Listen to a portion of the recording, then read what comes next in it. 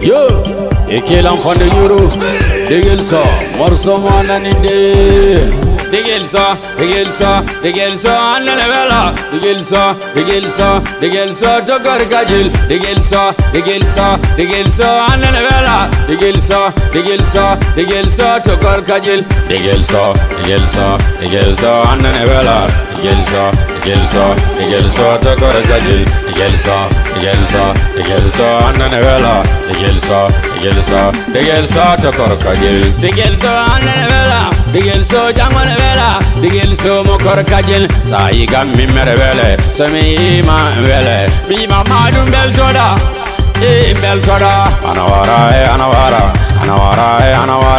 Digel so enawara, Korkaƴel wara. Sogala wadi Digel, gole pala wadi Digel. Digel so to Korkaƴel, mami pop to Korkaƴel. Sinti kadam.